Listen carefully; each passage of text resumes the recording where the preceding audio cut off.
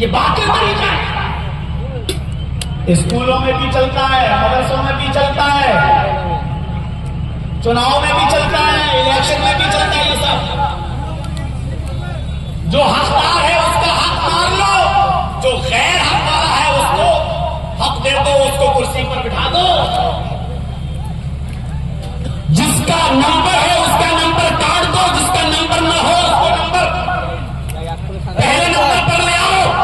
ये तमाम चीजें बातिल है, हराम है, सरासर हराम है।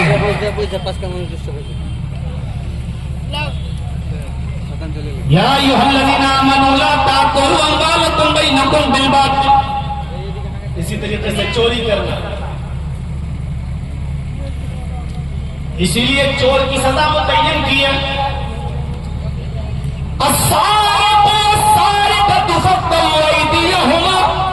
चोरी करने वाला मर्द हो या चोरी करने वाली औरत हो, जो भी चोरी करते हुए पकड़े जाए उनका हाथ काट डालो।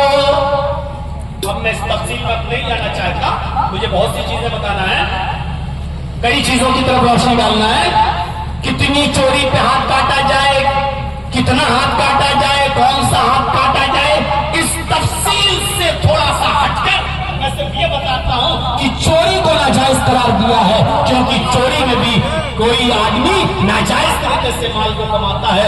किसी ने बड़ी मेहनत से माल कमाया और आपने झटके में उसकी चोरी कर ली और उसके माल को आपने अपने कब्जे में ले लिया, चुपके से उसको पता भी नहीं चला। इसलिए अल्लाह के नबी ने फरमाया कि कुरान कहता है, अल्लाह ताला ने फरमाया चोरी करने वाले मर्द और चोरी करने वाली औरत का हाथ ही काट डालो, चाहे वो मर्द हो या औरत। धोखा देकर पैसा कमाना, धोखा देना भी हराम है।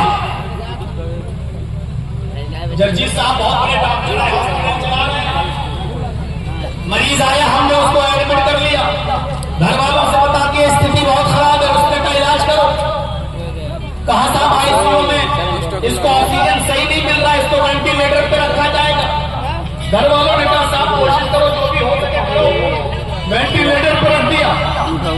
जर्जीत साहब ने उसको वेंटिलेटर पर रखा, 2 दिन सही रहा, 2 दिन के बाद वो मर गया।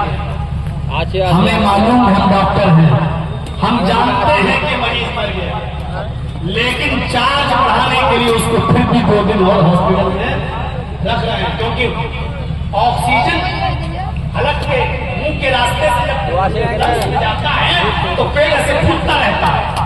जब वेंटिलेटर पड़ा होता है तो ऑक्सीजन पेट में जाता है, आदमी मर चुका लेकिन भी उसको ऐसा होता रहता है। तो मरीज का रिश्तेदार ये समझता है कि हमारा आदमी अभी जिंदा है, अभी मरा नहीं है, और डॉक्टर यही दिखाकर 2-3 दिन वेंटिलेटर पर रखा रहता है और 50,000 रुपए रोज के हिसाब से बढ़ाता रहता है, जबकि डॉक्टर को मालूम है कि मरीज मर चुका है। ये धोखा देकर पैसा कमाना इस्लाम में ये भी हराम है, और शरीयत ने साफ तौर पे कहा है मन गश्शा फलैसा मिन्ना, जिसने किसी को धोखा दिया वो हम में से वो कहरा लगा छी, वो कहरा लगा ये तो भाई धोखा कोई भी हो। किसी लड़के का लड़की के साथ मंगनी लगी है, रिश्ता लगा, शादी की बात तय हो गई, लेकिन कोई और अमीर घर की लड़की मिल गई और खूबसूरत और पढ़ी की लड़की मिल गई, तो इस लड़की का इल्जाम लगाकर उल्टा सीधा बातें बोलकर रिश्ता तोड़ देना और दूसरी लड़की के साथ रिश्ता करना, ये धोखा देना है। और हर धोखा देने वाले के बारे में अल्लाह के नबी कहते मन गश्शा फलैसा मिन्ना, जिसने किसी को धोखा दिया वो मुझ में से। तो आप नाजायज तरीके से माल भी नहीं कमा सकते, यतीमों का हक कर लेना। अच्छा, कितने लोग यहाँ ऐसे बैठे, अभी हाथ उठवाऊंगा तो